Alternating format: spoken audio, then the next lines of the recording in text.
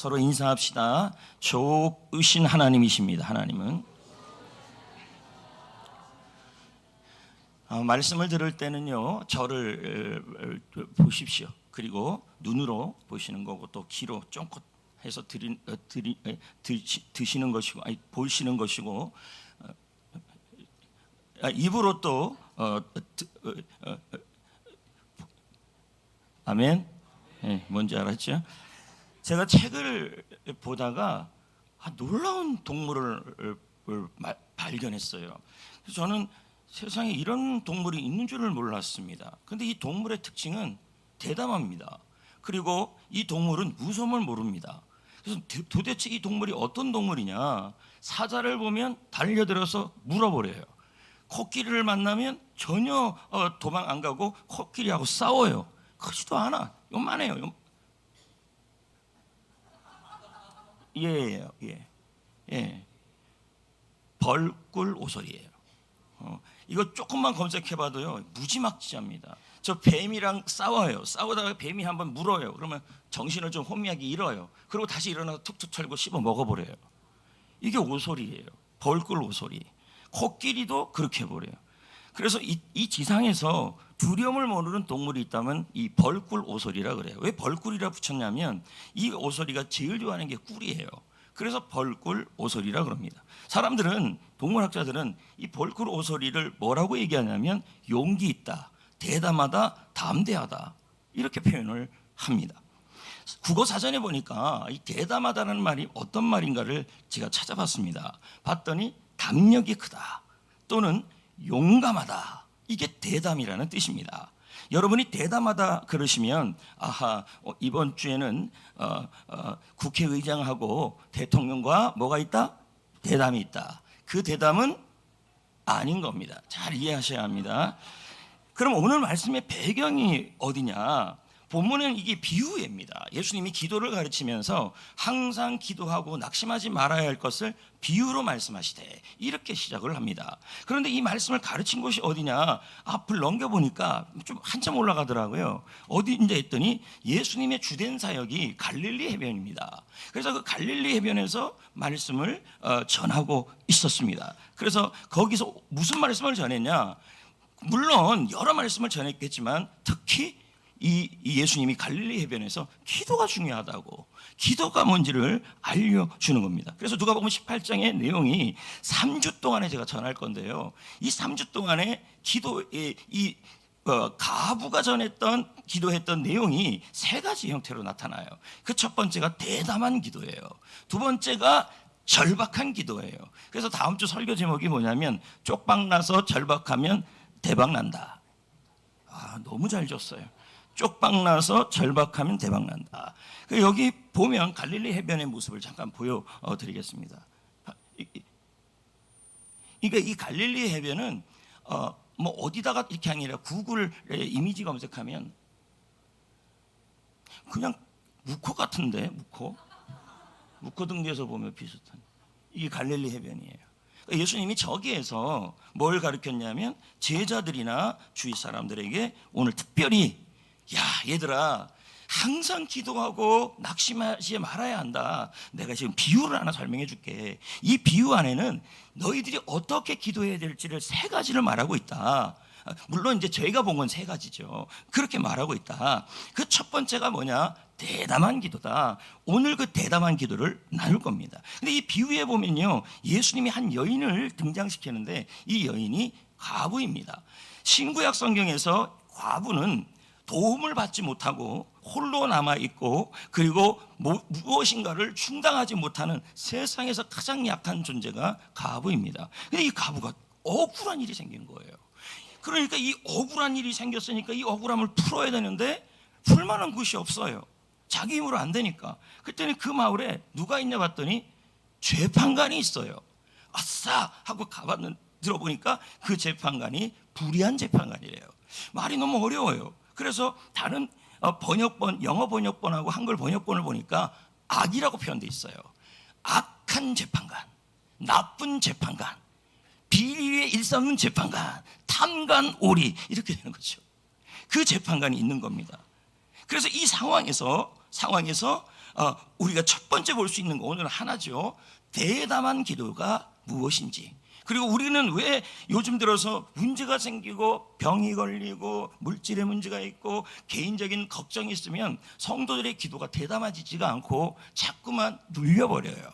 주님이 원하는 것은 대담한 기도입니다. 한번 보자는 것입니다. 자, 2절 가부 봤어요? 가부 한번 봐봐요. 이분이에요. 나이도 많으시죠? 예. 요즘은요 너무 세상이 저는 요즘에 태어나서 설교하는 걸 감사하게 여겨요. 구글에 들어가면 다 있어. 그냥 가부 성경에 가부 다 나와요. 그리고 그 갈릴리 해변도 위에서 위성으로 다 보여주니까. 그러면 2절 한번 볼까요? 시작. 어떤 도시에 하나님을 두려워하지 않고 사람을 무시하는 한 재판장이 있는데. 자, 재판관이 어떤 사람이에요? 예? 하나님을 두려워하지 않고 사람은. 그러면 여러분 이 낮고 천한 이 여인이 가면 이 재판관이 어떻게 할까요? 들어줄까요? 안 들어줍니다. 그러면서 예수님이 기도의 대상을 설명하는 거예요. 자, 여기 봐라. 이 가부는, 이 여인은 누구한테 가서 지금 자기의 억울함을 풀어달라 그러냐면 하나님을 두려워하지 않고 그리고 사람을 무시하는 사람에게 간다. 그러니까 들어줄 수가 없는 상황이죠. 그런데 여러분 너희들, 이런 의미가 포함되어 있어요. 너희들이 기도하는 대상은 불의한 재판관이 아니다. 악한 재판관이 아니다. 우리의 하나님은 좋으신 하나님이시다. 할렐루야. 그리고 여러분 이 부인하고 이 여인하고 이 재판관은요 서로 아는 사이가 아니에요. 친분이 없겠죠. 밥을 같이 먹었겠습니까? 그래서 우리가 밥을 같이 먹는 게 식구라고 그러잖아요. 제가 여러분, 저는 윤석열 대통령을 알아요. 너무 잘 알아. 근데 윤석열 대통령은 나를 몰라요. 예? 딱 이 사이예요. 이 여인의 상황하고 재판관의 상황이, 여인은 이분을 알지요. 그러나 이분은 그 많은 여자들 중에서, 가부들 중에서 이 불쌍한 여자가 눈에나 들어왔겠습니까? 그러니까 지금 주님이 가르쳐 주는 거예요. 이 여인이 찾아가서 소원을 아는 사람은 불의한 재판관인데 하나님을 두려워하지 않고 사람을 무시하는 사람이다. 그런 이런 사람에게 가갖고 지금 구하고 있다는 거예요. 그런데 너희들이 가서 구하는 기도의 대상은 사람을 무시하는 분이 아니다. 그리고 그분은 우리와 친한 사이다. 그분은 하나님 아버지고 우리는 그분의 자녀이다. 관계가 달라요. 그러니까 누가 훨씬 더 기도하기가 좋습니까? 우리라는 거예요. 그걸 설명하는 거예요.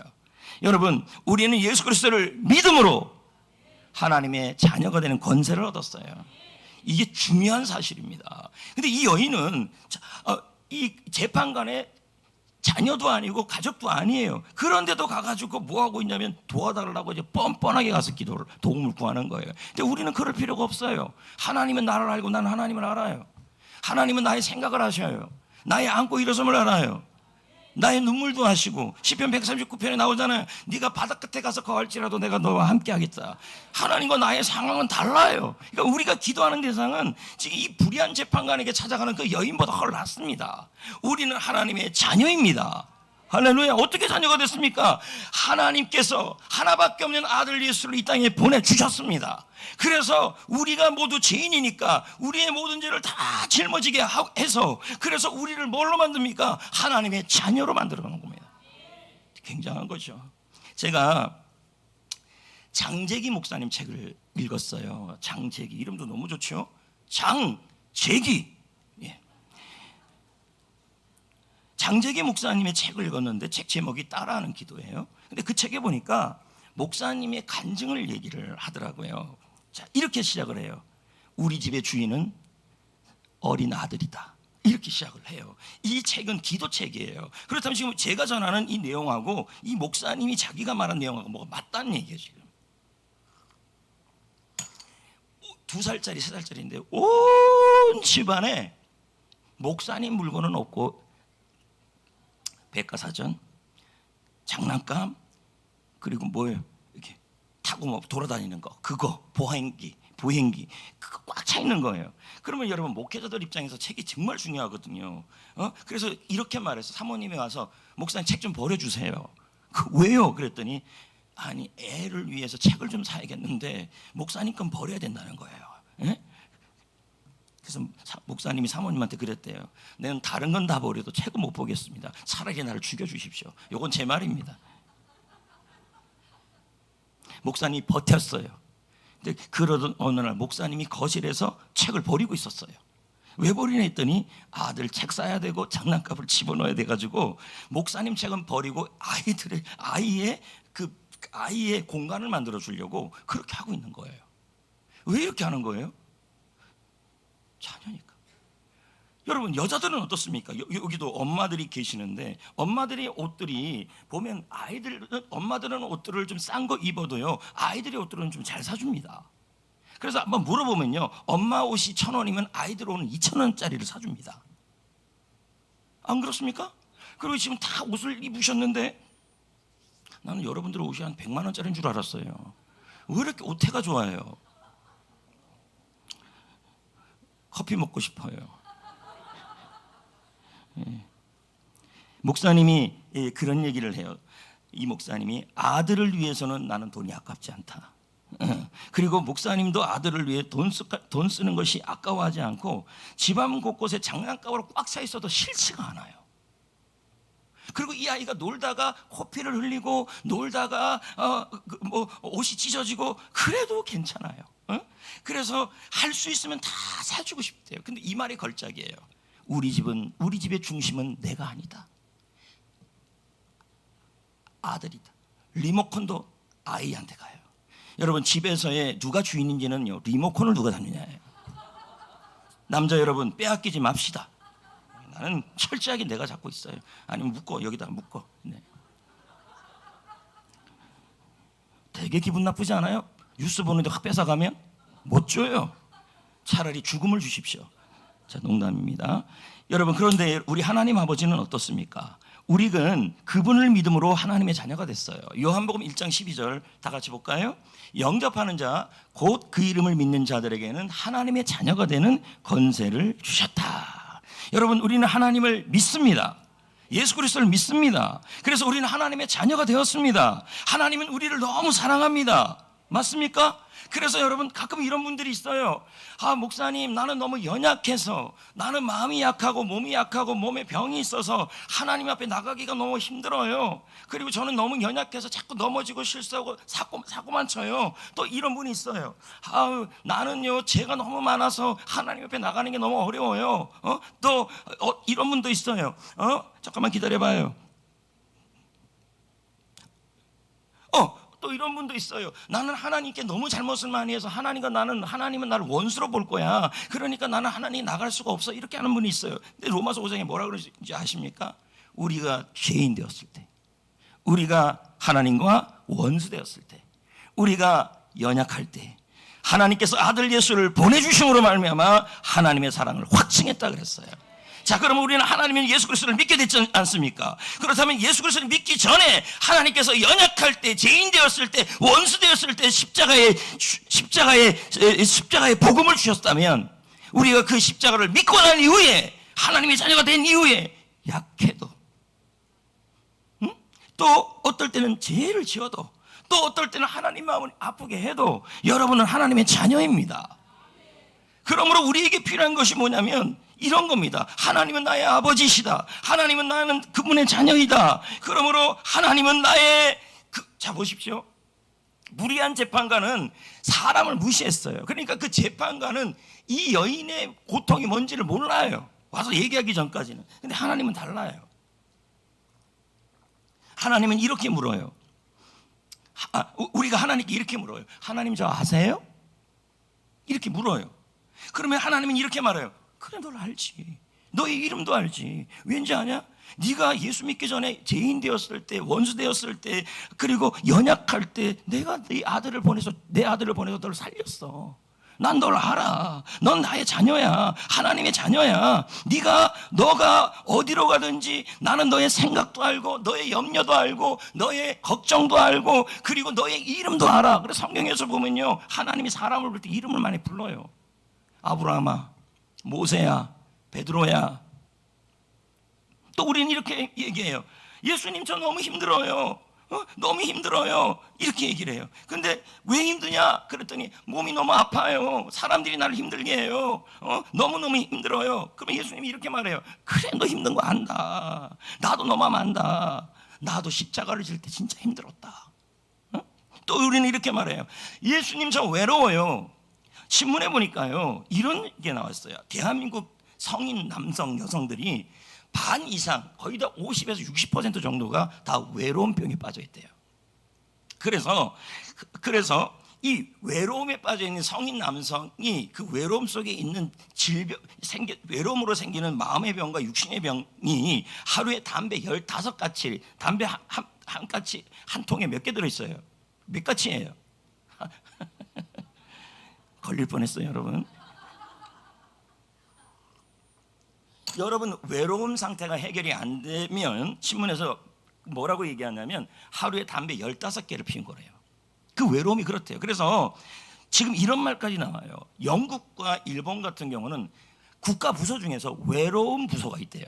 그러니까 사람들의 외로움을 해결해 줘야 된다는 얘기예요. 예전에는 먹고 살기 힘드니까 이런 부서가 없었는데 국가에 우리 있잖아요. 경제모 부처, 그리고 문화 부처, 이런 것처럼 외로움 부처는 어디 있냐면 미국하고 영국하고 일본은 있다는 거예요. 그래서 지금 우리나라도 말이 나와요. 외로움 해결 부서가 생겨야 한다. 그럼 우리는 이렇게 말해요. 예수님 저 외로워요. 그렇게 말합니다. 그러면 예수님이 이렇게 말할 겁니다. 그래, 네가 외롭지. 얼마나 외롭냐. 너 왜 외롭냐 했더니 사람들이 다 떠나갔어요. 사람들이 나를 실망시켜요. 야, 안다. 나도 십자가를 치러 갈 때 내 옆에서 사람들이 다 떠나갔다. 나는 너의 마음을 안다. 또 이렇게 얘기하는 분이 있어요. 예수님 저 너무 무서워요. 너 왜 무섭니? 죽을까봐 무섭고 살아서는 무섭고 하여튼 다 무서워요. 그랬더니 예수님이 이렇게 말해요. 안다. 나도 십자가를 지기 전 그날 밤이 너무 무서웠다. 주님은 아시는 분이십니다. 하나님은 우리의 하늘 아버지시고 우리는 하나님의 자녀이십니다. 그런데 여러분, 육신의 불의한 재판관은 가부의 힘든 것에 대하여 무시해버리지만 우리 하나님은 무시하는 것이 아닙니다. 여러분이 연약할 때, 여러분이 병들었을 때, 여러분이 힘들어할 때, 여러분이 무서워할 때, 여러분이 외로워할 때, 내가 죄인 되었을 때 하나님의 사랑을 확증하신 분이십니다. 그래서 우리를 하나님 자녀로 삼으셨어요. 그래서 지금 여러분 시편 139편처럼 나는 너의 안고 일어섬을 알고 너의 생각, 네가 나랑 멀리 있어도 너의 생각을 내가 안다. 너의 계획을 안다. 너의 염려를 안다. 네가 지금 뭐 때문에 걱정하는지를 안다는 거예요. 자녀니까. 그래서 저는 이 찬양이 생각이 나요. 나를 지으신 주님, 내 안에 계셔. 처음부터 내 삶은 주의 손에 있었죠. 내 이름 아시죠? 이게 무슨 의미예요? 하나님 나 기억하시죠? 아니죠. 기억 안 할 수가 없죠. 십자가를 주신 분이신데 우리를, 나의 모든 생각도 내 흐르는 눈물도 그가 닦아주시죠. 마태복음 7장 11절에 말씀합니다. 하늘에 계신 너희 아버지께서 구하는 자에게 좋은 것을 주신다. 아멘. 여러분, 우리는 하나님의 자녀입니다. 하나님은 우리의 좋으신 아버지입니다. 불의한 재판관이 아닙니다. 좋으신 하나님이십니다.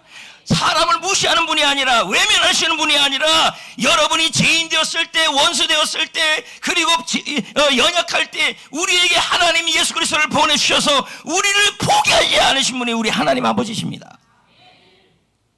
그러니까 여러분, 얼마든지 우리는 대담하게 구할 수 있어요. 자녀인데.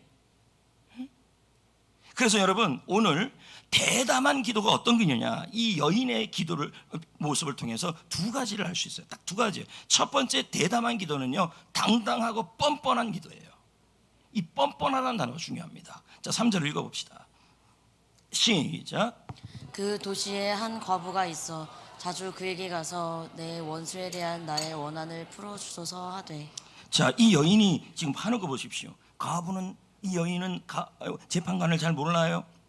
그런데 이 재판관은 악해요. 나쁜 사람이에요. 사람을 무시해요. 그런데도 뭐 뻔뻔하게 가잖아요. 당당하게 가서 구하잖아요. 예수님이 지금 그걸 얘기하는 거예요. 기도는 하나님이 때로는 박대하는 것 같고 응답이 없는 것 같아도 그런 거 신경 쓰지 말고 당당하게, 용감하게, 대담하게 나가서 구하시라는 얘기예요. 왜? 나는 하나님의 자녀이기 때문에 그래요.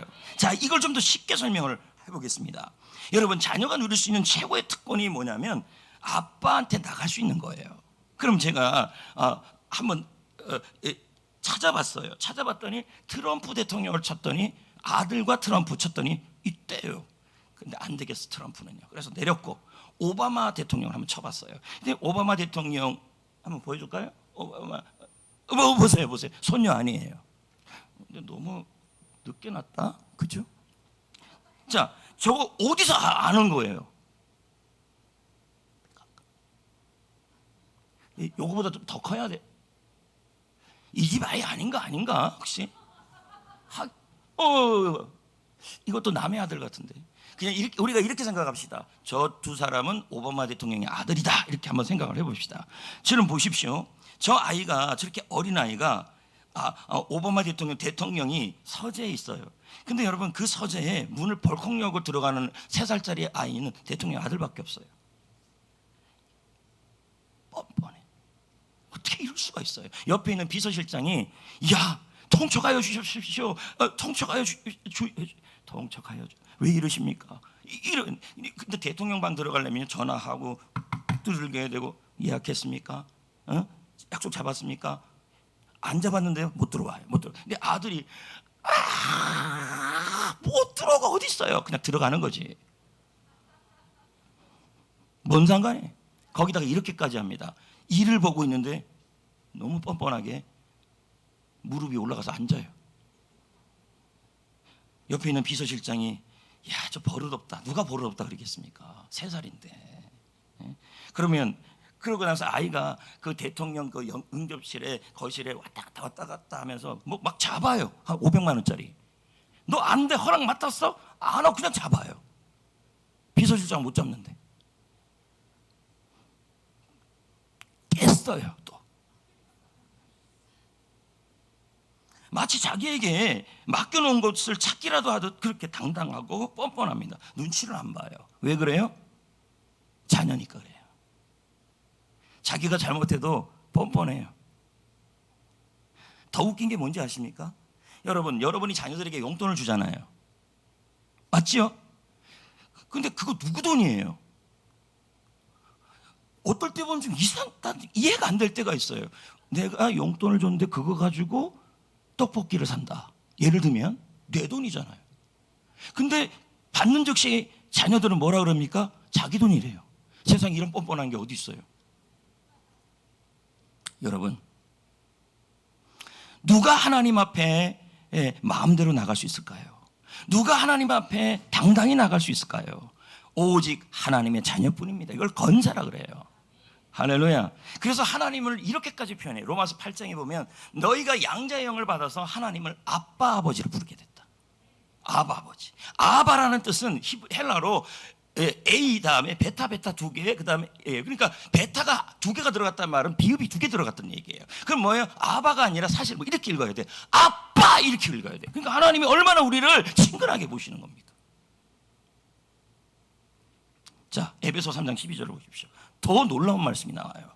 자, 읽어볼까요? 시작. 우리가 그 안에서 그를 믿음으로 말미암아 뭐예요? 담대함과 확신을 가지고 하나님께 나아간다. 하나님의 자녀는 나아갈 수 있어요. 근데 2가지를 갖고 나가요. 왜? 믿음으로 하나님 자녀가 됐잖아요. 그러니까 담대함과 확신인데요. 여러분 중요한 건 번역서 중에서 NLT 성경 보면요, 이 표현을요 너무 그러니까 한글 번역보다 더 낫습니다. 뭐라고 나오냐면 이 담대함을요 보ldness로 돼 있어요. 그게 무슨 말이냐면 마치 그 뻔뻔하고 그리고 마치 하여튼간 보통 단어가 아니에요. 교만한 단어예요, 이 단어가. 그러니까 하나님 앞에 나갈 때 어떻게 나간다는 말이에요? 뻔뻔하게 나가라는 얘기예요. 왜요? 우리가 예수 믿기 전에 죄인 되었을 때, 원수 되었을 때, 그리고 연약할 때 그때 우리를 사랑하신 분인데 하나님의 자녀가 된 상황이라면 때로는 실수하고 넘어지고 연약하고 병들고 쓰러져도 하나님의 자녀이기 때문에 하나님 앞에 어떻게 나가야 되냐면 뻔뻔하게 나가라는 얘기예요. 그 다음이요, 확신을 가지고 확신 있게. 그럼 어떻게 우리가 뻔뻔하게 구할 수 있는 이유가 뭡니까? 하나님이 나의 아빠예요. 저는 지금도 잊지 못하는 게 있는데 산에서 기도하는데 어떤 사람이 어떤 신학생이 이렇게 기도하는 거예요. 아빠! 난 속으로 미친 줄 알았어요. 그 사람이 계속 아빠라만 불러요. 우리 정서상 허용이 안 돼. 가서 내가 물었어. 왜 아빠라 부르느냐? 그랬더니 나는 아빠가 좋대요. 말 안 했어요. 그래서요. 말이 통할 사람이 아니더라고요. 여러분, 하나님은 나의 아빠이시고 나는 하나님의 자녀니 여러분, 우리는요 때로는 하나님 앞에 실수해도 뻔뻔해야 되고, 아파도 뻔뻔해야 되고, 연약해도 뻔뻔해야 돼요. 그래서 여러분, 나는 하나님 앞에 뻔뻔하게 나아가서 구할 수 있어요. 마치 그 3살짜리 아이처럼요. 뭐라고 구해야 돼요? 아빠 초콜릿 주세요. 아빠 물건 주세요. 여러분, 목양실에 아까도 이신우 성도 애기 데리러 주라는데 걔가 뭐 요구도 안 했는데 제가 초콜릿 줬어요. 울었는데 되게 뻔뻔하게 울어요. 왜 내 방에서 울어요? 그렇지만 우니까 제가 정말 어디 제자 훈련하다가 한 간식, 맛있는 간식, 그걸 이렇게 줬어요. 애가 안 울어요. 내가 말은 안 했지만 뻔뻔하다. 내 건데. 근데 아버지는 더 한다는 얘기죠. 여러분, 한번 예를 하나 더 들어봅시다.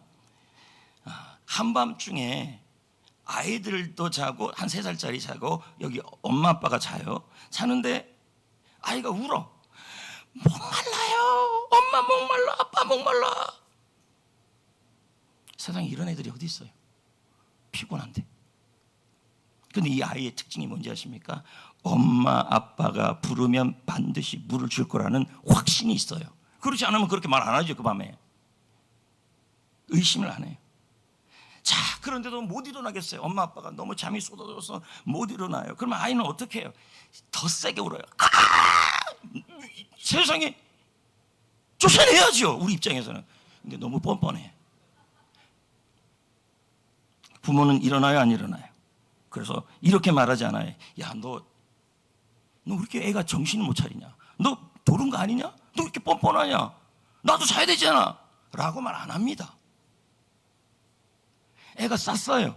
너 왜 쌌니? 이러지 않은 거예요. 그러니까 우리가 하나님 앞에 갈 때도요, 마음이 더러워지고 몸이 더러워지고 몸이 아프고 마음에 걱정이 많아도요, 여러분 염려할 게 없어요.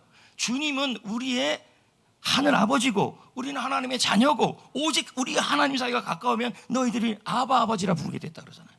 그러니까 뭐예요? 너 참 대단하다, 너 뻔뻔하다 그러지 않아요. 뭐라 그럽니까? 네가 이렇게 힘드냐? 네가 이렇게 아프냐? 네가 병들었냐? 네가 걱정이 많으냐? 네가 외롭냐? 네가 해결할 일이 있느냐? 걱정하지 마라. 나는 네가 뻔뻔하게 구하는 게 더 좋다. 아빠를 아빠로 인정하는 거니까. 우리 역시 이 사실을 믿어야 되는 거예요. 하나님은 나의 아빠 아버지다. 나는 하나님의 자녀이다. 그래서 내가 죄인 되었을 때, 내가 하나님과 원수 되었을 때, 내가 연약하고 병들고 아팠을 그때 그리스도께서 우리를 위해 죽으심으로 하나님의 사랑을 확증하였다면, 그 이후에 하나님의 자녀가 된 이후에는 말할 것도 없다는 얘기죠. 연약할 때도, 쓰러질 때도. 그래서 여러분이 지금 자녀가 된 이때, 제가 좀 완벽한 효도하는 아들이어야 하나님이 듣지 않으실까요? 물론 그러면 금상첨화죠. 근데요, 나이에 맞아야 맞는 거예요. 2살짜리가 소자 뭐 이렇게 나오거나, 또 3살짜리가 아버님 진지 먼저 드십시오, 아버지가 들기 전에는 숟가락을 못 들겠나이다, 이러면요 이거 아닌 거죠. 애는 애다와야죠. 뻔뻔해야죠. 그럴 때 기분이 좋죠. 여러분, 내 이름 아시죠? 라는 노래를 우리가 들었어요. 근데 처음 이 노래가 나왔을 때 당시 한국교회 성도님들이 이 노래를 너무 좋아했어요. 왜 그러냐? 원래는 외국곡인데, 왜냐하면 이 노래 자체가 이 성도들의 마인드와 맞았다는 거예요. 응? 그는 아버지, 난 그의 소유, 내가 어딜 가든지 날 떠나지 않죠. 내 이름 아시죠? 내 모든 생각도 걱정도 염려도 아바라 부를 때, 아빠라 부를 때, 아빠, 하나님 아버지. 그래서 기도할 때 뭐로 시작합니까? 아버지라고 시작하는 거 아닙니까? 그럴 때 그가 들으신다는 거예요. 절대로 뻔뻔해도 된다는 얘기예요. 그래서 제가 여러분에게 한번 나를 지으신 주님을, 지금 제가 부를 줄 알았죠. 짧은 겁니다. 들어보십시오. 조수진 씨 노래입니다.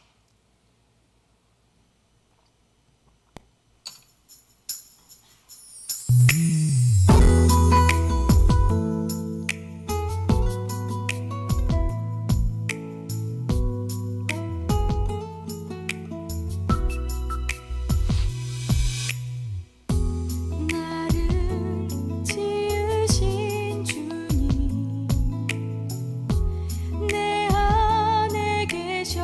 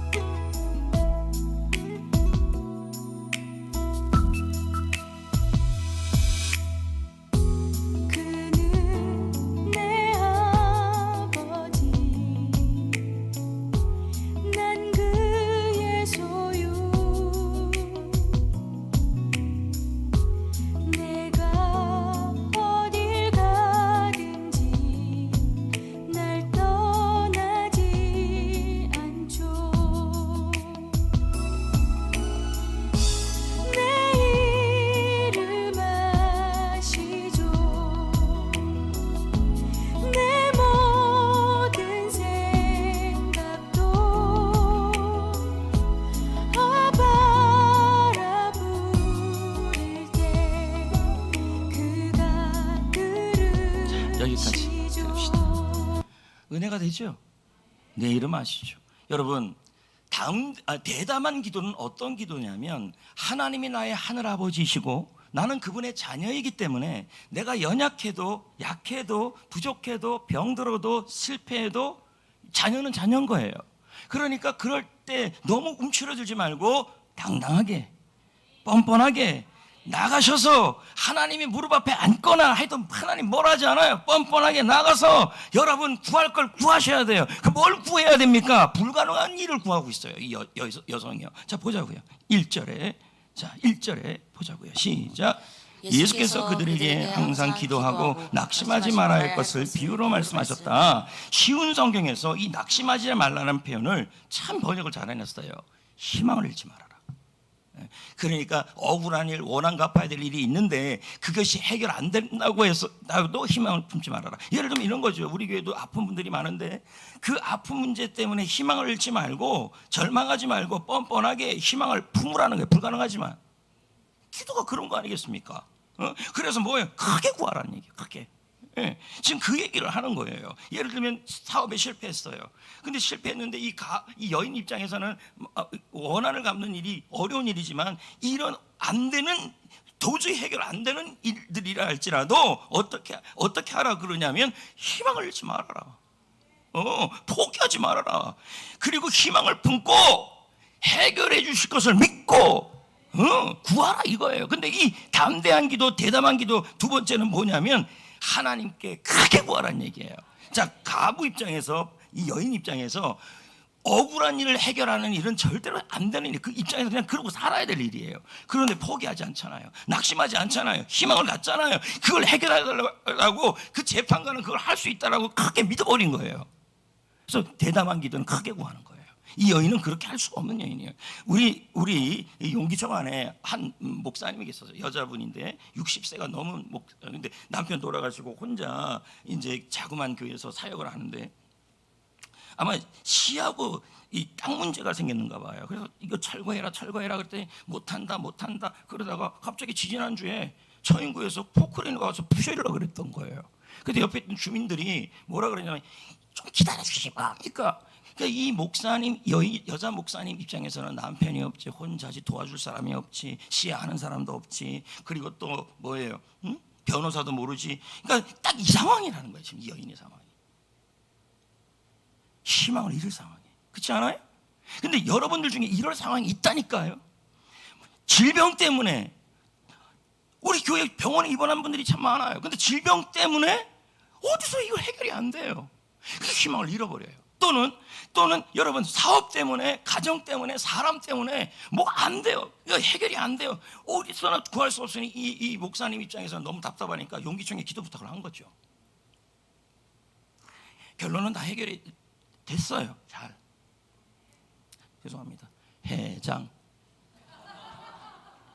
그래서 용기청 그 동성애 담당 변호사님 소개해주고 그리고 비서실장님께 전화해서 아무리 누가 잘잘못을 따져도 일은 그렇게 하시면 안 된다. 어떻게 그 담을 무너뜨릴 생각을 하시냐. 잘 절충했으면 좋겠다. 해서 무사히 끝났어요. 제가 한 게 아니라 하나님이 하신 거죠. 용기청에서 기도를 했고 저는 쓰임 받은 거고. 부탁하지 말아요. 아무거나. 부탁하면 나 자꾸 을이 됩니다. 여러분, 우리가 하나님을 부를 때 예수님이 주기도문을 가르칠 때 하나님을 어떻게 표현했냐면 하늘에 계신 우리 아버지 이렇게 했어요.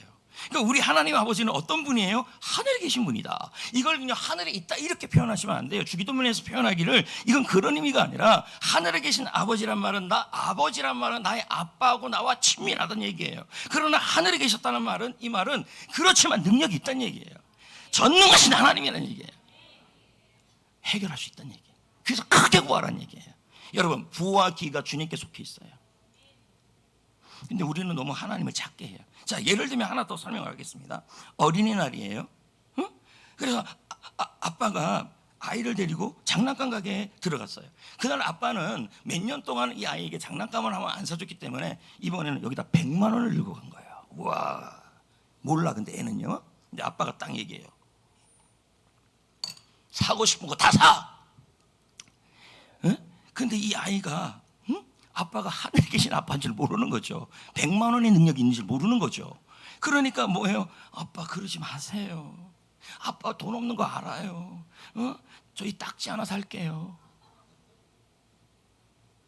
야, 그럼 딱지는 100원 갖고도 되는 거예요.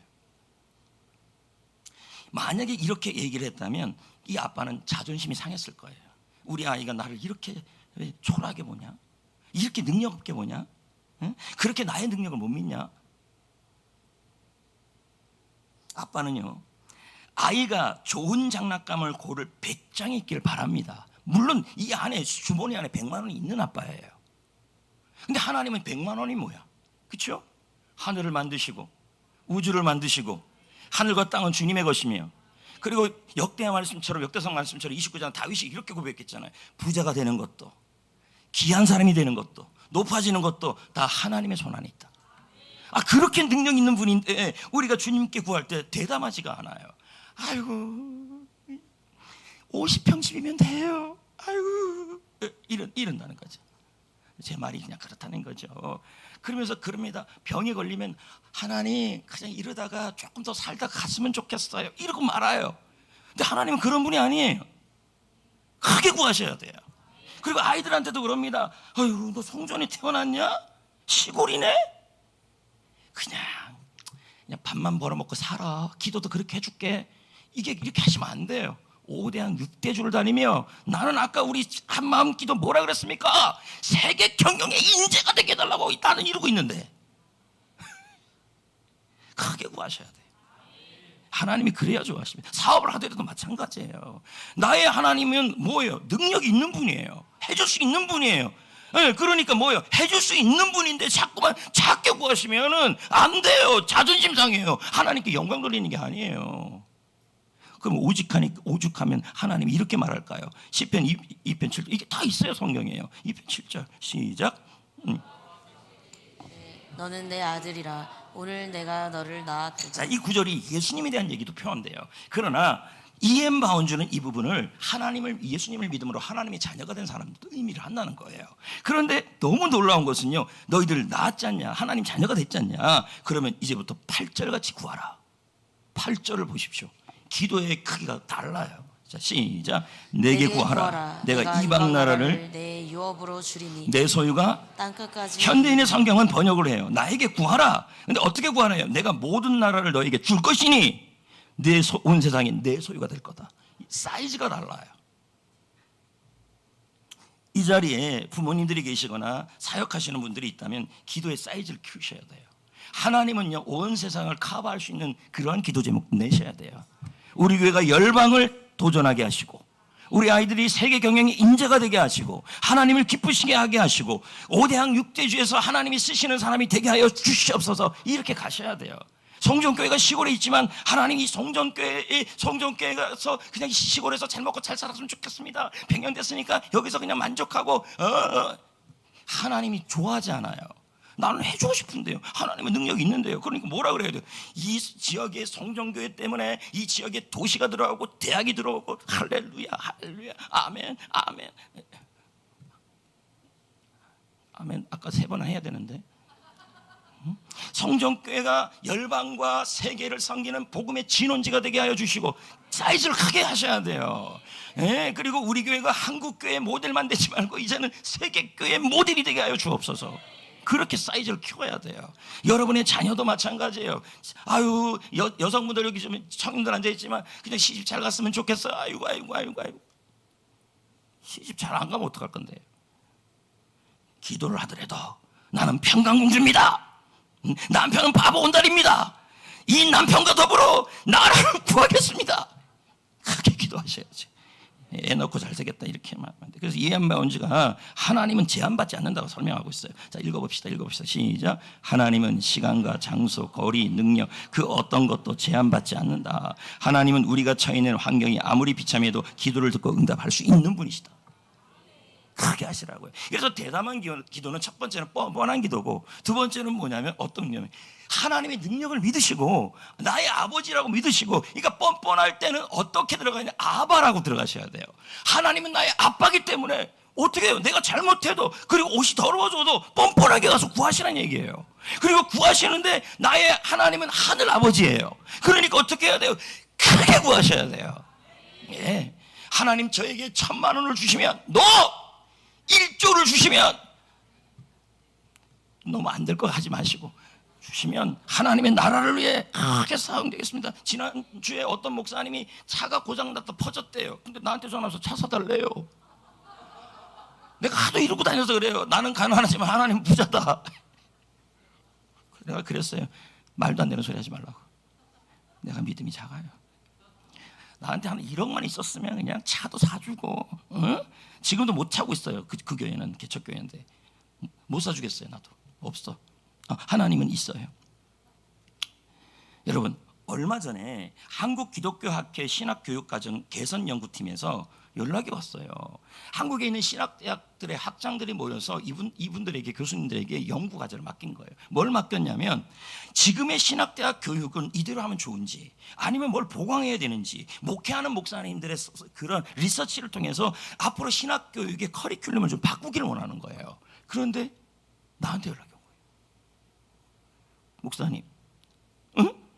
목회를 해보니까 신학대학에서 뭘 좀 가르쳤으면 좋겠습니까? 그러더라고요. 신학에서는 성경도 가르치고 다 가르치는데 뭘 안 가르치냐면 전도 안 가르쳐요. 거기다가 제자훈련 풀코스를 안 가르쳐요. 근데 목회에 들어와 보니까 이게 있어야 돼요. 지난주에 노예 구역 세미나 하는데요, 67세 먹으신 목사님, 목회도 곧잘 하시는 목사님이 이렇게 말해요. 전도 어떻게 하면 좋겠냐고, 강사한테. 67세면 이제 곧 은퇴하실 분인데 전도하는 걸 몰라요. 제자훈련도 몰라요. 그래서 제가 그랬습니다. 실제 나오면 본질이 중요한데 본질 하나도 안 가르쳤다, 신학대학에서. 그래서 앞으로는 전도와 제자훈련과 셀에 대해서 가르쳐야 한다 하면서 나 계속 이랬어요, 속으로. 왜요? 나가면 나도 쓰임 받으면 되지. 왜요? 크게 구하라는데. 봐. 여러분들이 이렇게 믿음이 작아요. 우리 교회. 여러분, 우리 교회가 시골에 있고 우리 교회보다 큰 교회도 많고 또 대단한 목사들 많은데 그들에게 안 물었다니까요. 우리 교회 얘기를 했더니 교수들이 기절초풍하더라고요. 진짜 그렇게 하냐요. 진짜 수양이 안 내면 자르네요. 자른다. 그리고 특세 전에 찬양팀들이 새벽기도 2번 이상 준비기도 해야 되느냐? 안 나오면 어떻게 돼? 못 선다. 진짜 그러냐? 그런다. 근데 이번 주에 찬양팀들이 한 번밖에 안 나왔어요. 전체 면담이에요. 오늘 날 진짜 확실하게 할 겁니다. 특세할 때 여기 2명 쓸 수도 있어요. 목사님 안 그럴 것 같아요? 못하긴 못 그래요. 나 해요. 그래, 2번 다시. 아니, 찬양팀이 돼가지고 기도로 준비도 안 하고 어떻게 특세를 준비합니까? 나는 이렇게 열심히 하는데. 굉장히 뻔뻔해요, 지금 나에 대해서. 제가 이 얘기를 했던 거는 우리 하나님께 제가 크게 우리 교회에 대해서 기도했더니 이렇게 지금 나타난다는 거예요. 네. 그래서 여러분, 저는 지금도 굉장히 대담한 기도를 드려요. 여러분과 우리를 향해서. 하나님 아버지, 네, 하나님은 능력이 많으신 분이십니다. 세상을 다 만드신 분이십니다. 내 입을 넓게 열라 내가 채우리라 하신 분이십니다. 우리 성도님들이 한국교회 모델 성도가 되게 하여 주옵소서. 되게 큰 기도예요. 이 지역을 크게 축복하여 주옵소서. 300조 들어온다는데 하여튼 딴 데로 가지 말고 저 남사 쪽으로 가지 말고 여기 성전. 지금 현재는 남사예요. 남사. 위성도시가 막 속이 쓰려요. 근데 지을 데가 없대, 물어보니까 여기. 그래서 내가 그런 마음이, 저 시궁산을 깎아버리면 어떨까? 그게 더 될 것 같아. 아니면 벼락이 떨어져 시궁산이 사라진 거야. 막. 아니, 쑥을 빼버라 이 산아, 평지가 될지어다. 또 이렇게 기도를 합니다. 우리 성도들을 크게 축복하여 주셔서 그 받은 복으로 복음의 도구가 되게 하여 주옵소서. 우리 교회 성전교회 다음 세대들을 하나님 크게 축복하여 주옵소서. 지금 통합측이에요. 다음 세대 10년 동안 통계가 나왔어요. 어른 성도들은요 20%가 줄어들었고요. 다음 세대는요 지금 올해까지 10년 만에 42%가 줄어들었어요. 다음 세대가 사라지고 있다는 얘기예요. 예배가 안 된다는 얘기죠. 근데 나는 그렇게 기도하고 싶지 않다는 거예요. 아무리 힘들어도 우리 교회 다음 세대는 세계 경영의 인재가 됩니다. 왜? 크게 구하셔야 합니다. 이제 특세가 곧 시작되죠. 왜? 하나님이 하셨다, 하나님이 할 거다, 하나님이 감사합니다, 하나님께 감사합니다. 하하하, 특세예요. 이 특세를 준비하면서 저 역시도 쉽지 않았어요. 왜요? 6번 설교 준비가 너무 힘들었어요. 2월 달부터 특세 끝나부터 준비했지만 제가 너무 바빴어요. 그래도 생명 걸고 했어요. 저는 준비를 했는데 지금 현재 찬양 세팅까지 다 끝났어요. 그리고 어떤 기도를 요때 해야 될 것까지도 다 큐시트가 끝난 상태예요. 이렇게 준비를 한다니까요. 다른 교회 특세 한번 보세요. 부러워요. 자, 다른 교회 특세 한번 보세요. 여기. 이봐. 저 강단에, 다음 거는요, 강단에 애들이 올라가 있어요. 넘겨. 이게 끝인가 봐요. 여러분, 이번 특세 제가 기도를 통해 이제 시작하는 것은 크게 구하자고요. 불가능한 걸 구해보자고요. 하나님 이번 특세에 물질 문제 특히 해결하시고 자녀 또 건강 문제 당당하게 소원기도, 그래서 소원기도를 집어넣은 거예요. 통계학에 따르거나 심리학적에서 보면요, 뭔가를 쓰고 목표를 쓰고 가면요, 이게 더 빨리 이루어진다 그래요. 쓰시라고요. 그렇게 구하셔서 이제 2주 남았습니다. 여러분, 2주 되기 전에 벌써 이런 분들이 있어요. 내가 올해 특세 분위기를 좀 봤는데 굉장히 기대가 없는 눈치예요 지금요. 그래서 지금 여러분 기도 설교를 지난주에 해야 될 걸, 다음 주에 해야 될 걸 이번 주부터 하고 있는 거예요. 내가 파악했다니까요. 여러분을 하나도 기대가 없는 것 같아요. 안 됩니다. 여러분, 여리고성이 무너질 때 무너질 거라고 기대했다니까요. 기대했으면서 무너질 거다. 그래서 특세 전에 여러분 이렇게 해야 돼요. 하나님, 나는 뻔뻔하게 구합니다. 하나님은 크신 하나님 아버지입니다. 하나님, 이번 특세에 기대가 됩니다. 될 겁니다. 그렇게 하셔야죠. 미리 기대하셔야죠. 물론 이 자리에 부득이하게 못 나오는 분들도 있겠죠. 그런데 나올 수 있는데 이미 작정한 분들이 있어요. 여러분, 작정은 그런 때 하는 게 아니에요. 작정은요, 주님이 원하는 일에 작정하셔야죠. 총진군합시다. 힘을 다해 일제히 돌격 앞으로. 돌격 앞으로. 제가 설교를 좀 입체적으로 하려고 노력을 좀 많이 하고 있습니다. 돌격 앞으로. 기도 좀 들고, 소원기도 칼 들고, 거기다가 쫀쫀하게, 아이고 3끼 3끼만 먹었으면 좋겠습니다. 아이고. 가나 초콜릿을 보내게 해 주옵소서. 이렇게 가셔야지. 다 참여합시다. 이번에 기대합시다. 대담한 기도 드립시다. 이엠바우저는 말합니다. 그는 구한 모든 것에, 기도는 구한 모든 것에 하나님이 일하시도록 만든다. 이 말은 기도하지 않으면 하나님은 가만히 있는다는 얘기예요. 여러분, 그렇게 대단합니까? 하나님이 안 도와줘도 됩니까? 잠을 좀 줄이셔야죠. 다음 한 주 기도 제목을 미리 생각하시고, 그리고 새벽 기도도 좀 한 번 좀 나오세요. 그래서 다 기도하십니다.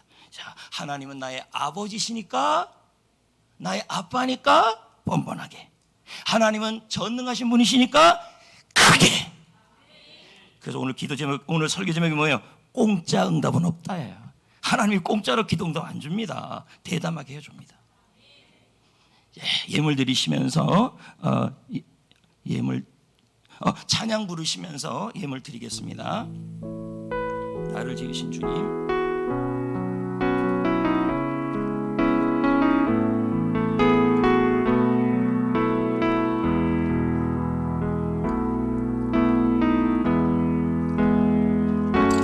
지으신 주님,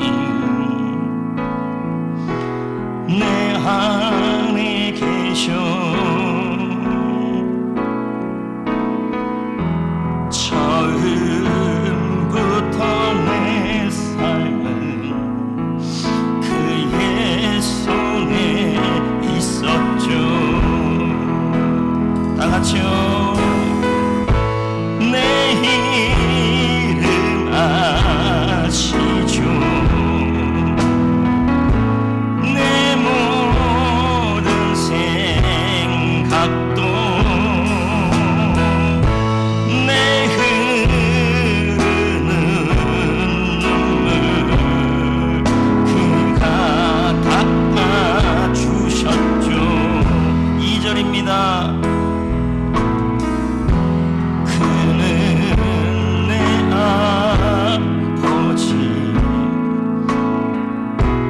난 그의 소유. 내가 어딜 가든지, 내가 어딜 가든지 날 떠나지 이걸 다시 한번 불러봅시다. 그는 내 아버지, 난 그의 자녀. 이렇게 불러봅시다.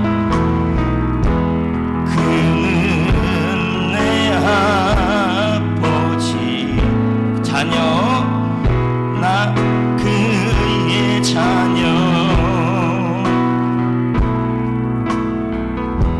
내가 어딜 가든지 날 떠나지 않죠. 마음을 실어서 불러봅니다. 네 이름 아시죠?